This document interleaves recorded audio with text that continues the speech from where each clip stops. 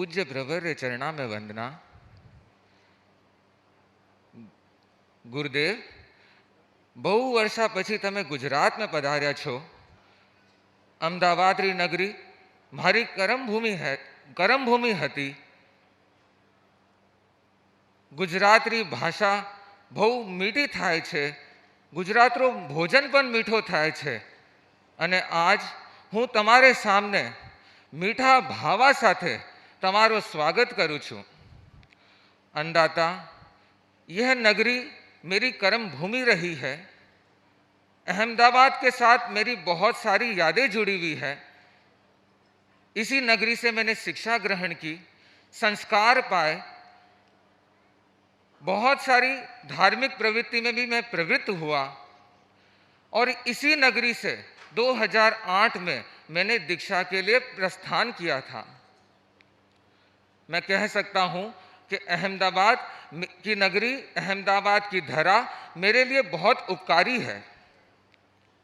किंतु इसके साथ साथ मैं यह भी कहना चाहूँगा, जितने वर्ष मैं यहाँ रहा उससे कुछ अधिक वर्ष मैं आपके श्री चरणों में रहा।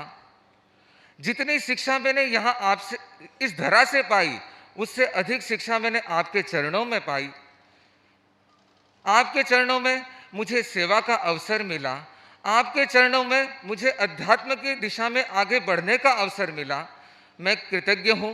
मैं अपने भाग्य की बहुत सराहना करता हूँ और शायद इस धरा ने जितना उपकार मुझ पर किया उससे कई गुना अधिक उपकार आपका मुझ पर है। शायद मेरे कई जन्मों की पुण्याई का फल था जो मुझे आप श्री की सेवा का अवसर मिला। पूज्य प्रवर, लगभग 14 वर्षों बाद आज मैं गुरुदेव के साथ पहली बार इस धरा पर आया हूँ।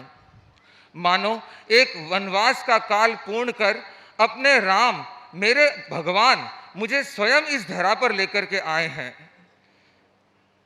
गुरुदेव, ये अहमदाबाद की धरा धार्मिक दृष्टि से, भौतिकता की दृष्टि से बहुत अग्रणी रही है।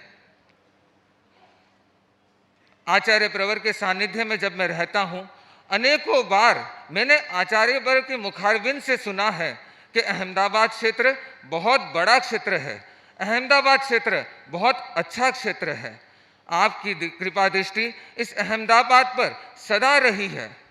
और बंधुओं, अगर आपने ध्यान दिया हो, कभी भी चिकित्सा का नाम आता है तो पूज्य प्रवर निश्चिंतता के साथ अहमदाबाद का नाम लेते हैं, क्योंकि आचार्य प्रवर को यहाँ की चिकित्सा व यहाँ की सेवा पर पूरा विश्वास है।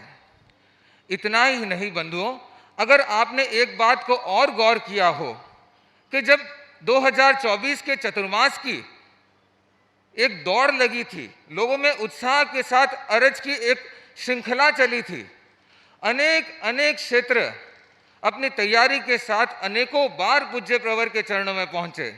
किसी ने बड़ी बड़ी अदालत की बातें कही, किसी ने ट्रेन के माध्यम से अपनी अरज रखी। किंतु जब 2025 के चतुर्मास की अरज लेकर अहमदाबाद संघ पहुंचा, केवल एक बार संघ लेकर पहुंचा। अहमदाबाद वाले बहुत बार भी नहीं आए थे, केवल एक बार आए थे और एक बार में ही पूज्य प्रवर ने 2025 के चतुर्मास की घोषणा अहमदाबाद में कर दी। यह आचार्य प्रवर की कृपा का फल है, यह आचार्य प्रवर की दृष्टि का ही फल है। पूज्य प्रवर, अहमदाबाद क्षेत्र आपका तो प्रिय है ही, नरेंद्र मोदी का भी यह क्षेत्र प्रिय है।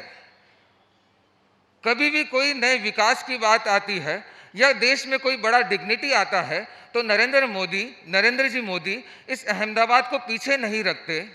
आगे आने वाले समय में 2025 में आप श्री का चतुर्मास यहाँ होने वाला है। मेरा आपसे नम्र निवेदन है, ये आपका क्षेत्र है, आपका प्रिय क्षेत्र है और हर दृष्टि से सक्षम क्षेत्र है। पूज्य प्रवर, 2025 में कोई विशेष कृपा, कोई ऐतिहासिक कार्य इस धरा से अगर हो तो जरूर पूरे देश में एक बहुत बड़ी गूंज होगी। पूज्य प्रवर, अगर आपकी स्मृति में हो कि 2002 का चतुर्मास, उस समय भी कुछ ऐसे कार्य हुए थे, उस समय भी कुछ ऐसे ऐतिहासिक पूर्ण कार्य हुए थे जो आज भी याद किए जाते हैं। तो पूज्य प्रवर कुछ ऐतिहासिक पूर्ण कार्य यहाँ दिलाने की जरूर कृपा कराएं। और इसके साथ मैं एक नम्र निवेदन और करना चाहूँगा। पूज्य प्रवर 2008 में मैंने दीक्षा ली थी और शायद मेरी दीक्षा के बाद इस धरा से किसी भी मुमुक्षु भाई बहन ने दीक्षा नहीं ली। पूज्य प्रवर अहमदाबाद वालों के लिए तो सोचने की बात है ही, किंतु आपके हाथ में एक चमत्कार है। आपके मुखारबिंद से निकले हुए शब्द कभी खाली नहीं जाते। मैं तो यही निवेदन करता हूँ, एक जादू की छड़ी इन पर भी घुमाएं और 2025 से पहले पहले कोई मुमुक्षु भाई बहन अवश्य तैयार हो तो ये अहमदाबाद के लिए गौरवपूर्ण बात होगी। आज मैं आपके चरणों में खड़ा हूँ, मुझे सेवा का बहुत अवसर मिलता है। मैं नतमस्तक हूँ पूज्य प्रवर के प्रति, और जिस प्रकार अहमदाबाद वासियों पर आपकी कृपा दृष्टि है वो बनी रहे और मुझे भी आपके चरणों में सदा सदा रहने का अवसर मिलता रहे और आपके चरणों में मैं विकास करता रहूं। इन्हीं भावों के साथ ओम अरहम।